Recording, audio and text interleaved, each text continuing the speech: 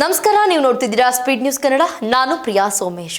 Big boss ಮನೆ ಒಳಗಡೆ ಹೋಗ್ತಿದ್ದಂಗೆ ಎಲ್ಲರಿಗೂ ಒಂದು ಕುತೂಹಲ. ಇವ್ರ ಸ್ಯಾಲ್ರಿ ಎಷ್ಟಿರಬಹುದು, ವಾರಕ್ಕೆ ಎಷ್ಟು ಸಂಭಾವನೆಯನ್ನು ಕೊಡಬಹುದು, ತಿಂಗಳಿಗೆ ಎಷ್ಟು ಸಂಭಾವನೆ ಕೊಡಬಹುದು, ಗೆದ್ರೆ ಸಂಭಾವನೆಯನ್ನು ವಾಪಸ್ ತಗೊಂತಾರ, ತಿಂಗಳ ಕೊಡುವಂಥದ್ದು ಅಥವಾ ವಾರ ಕೊಡುವಂಥದ್ದು ಅಂತ ಒಂದಷ್ಟು ಜನಕ್ಕೆ ಕುತೂಹಲ ಇರುತ್ತೆ. ನೋಡಿ, ಬಿಗ್ ಬಾಸ್ ಸಂಭಾವನೆಯನ್ನು ಗುಟ್ಟೇನಿತ್ತು ರಟ್ಟು ಮಾಡಿದಂತಹ ಧನರಾಜ್ ಅವರು, ಈಗ ಧನರಾಜ್ ಅವರು ಅದ್ರ ಬಗ್ಗೆ ಮಾತನಾಡಿದ್ದಾರೆ. ಬಿಗ್ ಬಾಸ್ ಮನೆಯಲ್ಲಿ ಸ್ಪರ್ಧಿಗಳು ಪಡೆಯುವ ಸಂಭಾವನೆ ಬಗ್ಗೆ ಧನರಾಜ್ ಆಚಾರ್ ಅಚ್ಚರಿಯ ಮಾಹಿತಿಯನ್ನು ಹಂಚಿಕೊಂಡಿದ್ದಾರೆ. ಶೋನಲ್ಲಿ ಸಿಕ್ಕಾಪಟ್ಟೆ ದುಡ್ಡಿದ್ದು ಕೆಲವರಿಗೆ ವಿನ್ನರ್ ಪಡೆಯುವ ಮೊತ್ತದ ಅರ್ಧದಷ್ಟು ಸಂಭಾವನೆ ಸಿಗುತ್ತೆ. ಅತಿ ಕಡಿಮೆ ಸಂಭಾವನೆ ಪಡೆದಿದ್ದು ನಾವೇ ಅಂತ ಧನರಾಜ್ ತಮಾಷೆಯಾಗಿ ಸಂದರ್ಶನದಲ್ಲಿ ಹೇಳ್ಕೊಂಡಿದ್ದಾರೆ. ಬಿಗ್ ಬಾಸ್ ಮನೆಯಲ್ಲಿ ಸ್ಪರ್ಧಿಗಳಿಗೆ ಎಷ್ಟು ಸಂಭಾವನೆ ಸಿಗುತ್ತೆ ಎಂಬ ಕುತೂಹಲ ಎಲ್ಲರಲ್ಲೂ ಕೂಡ ಇರ್ತದೆ. ಈ ಪ್ರಶ್ನೆಗೆ ಬಿಗ್ ಬಾಸ್ ಕನ್ನಡ ಸೀಸನ್ 11ರ ಸ್ಪರ್ಧಿ ಧನರಾಜ್ ಆಚಾರ್ ಕೊನೆಗೂ ಉತ್ತರವನ್ನು ಕೊಟ್ಟಿದ್ದಾರೆ. ಸಂದರ್ಶನ ಒಂದರಲ್ಲಿ ಮಾತನಾಡಿರುವಂತಹ ಅವರು ಸಂಭಾವನೆಯ ಅಸಲಿ ಸತ್ಯವನ್ನ ಬಿಚ್ಚಿಟ್ಟಿದ್ದಾರೆ. ಈ ಒಂದು ವಿಡಿಯೋ ಈಗ ಸೋಷಿಯಲ್ ಮೀಡಿಯಾದಲ್ಲಿ ಸಿಕ್ಕಾಪಟ್ಟೆ ವೈರಲ್ ಆಗ್ತಾ ಇದೆ. ಧನರಾಜ್ ನೀಡಿರುವ ಆ ಮಾಹಿತಿ ಅನೇಕರಿಗೆ ತೀವ್ರ ಅಚ್ಚರಿಯನ್ನು ಕೂಡ ಮೂಡಿಸಿದೆ. ಬಿಗ್ ಬಾಸ್ ಮನೆಯಿಂದ ದೊಡ್ಡ ಮಟ್ಟದಲ್ಲಿ ಹಣ ಸಂಪಾದನೆಯನ್ನು ಮಾಡಬಹುದು ಅಂತ ಧನರಾಜ್ ಅವರು ಹೇಳಿದ್ದಾರೆ. ಬಿಗ್ ಬಾಸ್ನಲ್ಲಿ ಸಿಕ್ಕಾಪಟ್ಟೆ ದುಡ್ಡಿದೆ, ಬಿಗ್ ಬಾಸ್ನಲ್ಲಿ ದುಡ್ಡಿಲ್ಲ ಅಂತ ಅಂದ್ಕೊಂಡಿದ್ದಾರೆ, ಕಡಿಮೆ ಕೊಡ್ತಾರೆ ಅಂತ ಅಂದ್ಕೊಂಡಿದ್ದಾರೆ. ಹಂಗೆಲ್ಲ ಏನಿಲ್ಲ.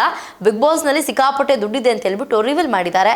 ಕಾರ್ಯಕ್ರಮದಲ್ಲಿ ಅತಿ ಹೆಚ್ಚು ಸಂಭಾವನೆ ಪಡೆಯುವ ಸ್ಪರ್ಧಿಗಳ ಬಗ್ಗೆಯೂ ಕೂಡ ಅವರು ಮಾತನಾಡಿದ್ದಾರೆ.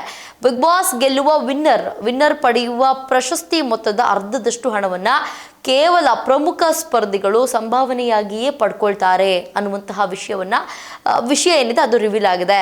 ಸಂದರ್ಶಕರು 25 ಲಕ್ಷ ರೂಪಾಯಿ ಇರಬಹುದೇ ಅಂತ ಕೇಳಿದಾಗ ಧನರಾಜ್ ನಗುತ್ತಾ ತಾವು ಆ ಮೊತ್ತವನ್ನು ಬಾಯಿ ಬಿಟ್ಟು ಹೇಳೋದಿಲ್ಲ ಅಂತ ಮೌನವನ್ನು ವಹಿಸಿದ್ದಾರೆ. ಇನ್ನೇನು 25 ಲಕ್ಷ, ಗೆದ್ದವರಿಗೆ 55 ಲಕ್ಷ ಅಂತಂದರೆ 25 ಲಕ್ಷದವರೆಗೂ ದುಡ್ಕೋಬಹುದು. 3 ತಿಂಗಳಲ್ಲಿ 25 ಲಕ್ಷ ಕೇಳಿದಾಗ 25 ಲಕ್ಷ ಇರಬಹುದಾ ಅಂತ ಕೇಳಿದ್ದಕ್ಕೆ ನಾವು ಆ ಥರ ಎಲ್ಲ ಹೇಳಂಗಿಲ್ಲ ಅಂತೇಳಿ ಮೌನವನ್ನು ವಹಿಸಿದ್ದಾರೆ. ಇನ್ನು ಅತಿ ಕಡಿಮೆ ಸಂಭಾವನೆಗೆ ಯಾರಿಗೆ ಸಿಗ್ತದೆ ಎಂಬ ಪ್ರಶ್ನೆಗೂ ಕೂಡ ಧನರಾಜ್ ಅವರು ತಮಾಷೆಯಾಗಿ ಪ್ರತಿಕ್ರಿಯೆಯನ್ನು ನೀಡಿದ್ದಾರೆ. ಅತಿ ಕಡಿಮೆ ಸಂಭಾವನೆ ಪಡೆದವರು ನಾವೇ ಇರಬೇಕು ಅಂತ ಅವರು ಹಾಸ್ಯ ಚಟಾಕಿಯನ್ನು ಹಾರಿಸಿದ್ದಾರೆ. ಈ ಮೂಲಕ ಬಿಗ್ ಬಾಸ್ ಸಂಭಾವನೆಯ ರಹಸ್ಯವನ್ನು ಧನರಾಜ್ ಬಹಿರಂಗಪಡಿಸಿದ್ದಾರೆ. ವಿನ್ನರ್ಗಳಿಗೆ 50 ಲಕ್ಷ ರೂಪಾಯಿ ಸಿಗ್ತದೆ. ಅದರ ಅರ್ಧದಷ್ಟು ಅಂದರೆ 25 ಲಕ್ಷ ರೂಪಾಯಿ ಇಷ್ಟು ದೊಡ್ಡ ಮೊತ್ತವನ್ನು ಸಂಭಾವನೆಯಾಗಿಯೇ ಪಡೆದುಕೊಂಡಿದ್ದಾರೆ. ಅಂದರೆ ಅದು ಯಾವ ಸ್ಪರ್ಧೆ ಇರಬಹುದು ಎಂಬ ಅನೇಕರಿಗೆ ಅಂದರೆ ಅದೊಂದು ಪ್ರಶ್ನೆ ಅನೇಕರಿಗೆ ಮೂಡಿದೆ. ಬಿಗ್ ಬಾಸ್ನಲ್ಲಿ 25 ಲಕ್ಷ ಯಾರಪ್ಪ ತಗೊಂಡ್ರು? ಯಾಕಂದರೆ ಆ ಸೀಸನ್ನಲ್ಲಿ ಯಾರು ತುಂಬ ಎಂಟರ್ಟೈನ್ಮೆಂಟ್ ಕೊಟ್ಟಿರ್ತಾರೋ, ಯಾರು ಸಿಕ್ಕಾಪಟ್ಟೆ ಎಂಟರ್ಟೈನ್ ಮಾಡಿರ್ತಾರೋ, ಯಾರಿಂದ ಸ್ವಲ್ಪ TRP ಜಾಸ್ತಿ ಆಗ್ತದೆ ಅಂತ ಅನ್ಸುತ್ತೋ, ನಾರ್ಮಲಾಗಿ ಇನ್ನೇನು ಹೊಡೆದಾಟ, ಜಗಳ, ಬಡದಾಟ ಇದನ್ನು ಯಾರು ಜಾಸ್ತಿ ಮಾಡಿರ್ತಾರೋ ಅವರಿಗೆ ಅಂತಲೇ ಹೇಳ್ಬಹುದು. ಅಂದರೆ ನೀವು ಯೋಚನೆ ಮಾಡಿ, 50 ಲಕ್ಷ ಗೆದ್ದವ್ರಿಗೆ ಸಿಕ್ಕುತ್ತೆ ಅಂತಂದರೆ 25 ಲಕ್ಷ ಅಲ್ಲಿ ಚೆನ್ನಾಗಿ ಆಟ ಆಡೋರಿಗೆ ಸಿಕ್ಕುತ್ತೆ. 25 ಲಕ್ಷ ರೂಪಾಯಿಯನ್ನು ಸಂಭಾವನೆಯನ್ನು ಪಡ್ಕೊಂಡಿರೋರು ಇದ್ದಾರೆ. ತುಂಬ ಕಡಿಮೆ ಪಡ್ಕೊಂಡಿರೋದು ಸಂಭಾವನೆ ನಾವೇ ಅಂತ ಅನಿಸುತ್ತೆ ಸ್ವಲ್ಪ ಜನ. ಅದನ್ನು ಹೊರತುಪಡಿಸಿದ್ರೆ ತುಂಬ ಸಂಭಾವನೆ ಸಿಕ್ಕುತ್ತೆ ಅಂತ ಹೇಳ್ಕೊಂಡಿದ್ದಾರೆ.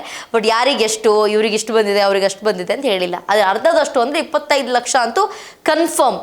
ಅಲ್ಲಿ ಯಾರೋ ಒಬ್ರು ಗೆಲ್ಲೋದಕ್ಕಿಂತ ಅದಕ್ಕಿಂತ ಕೆಳಗಡೆ ಇದ್ದವ್ರಿಗೆ ಸ್ವಲ್ಪ 25 ಲಕ್ಷ ಅಂತೂ ಕನ್ಫರ್ಮ್ ಆಗಿ ಸಿಗುತ್ತೆ. ಬರೀ ಸ್ಯಾಲ್ರಿ ಸಂಭಾವನೆನೇ 25 ಲಕ್ಷದವರೆಗೂ ಸಿಗುತ್ತೆ ಅಂತ ಹೇಳ್ಕೊಂಡಿದ್ದಾರೆ.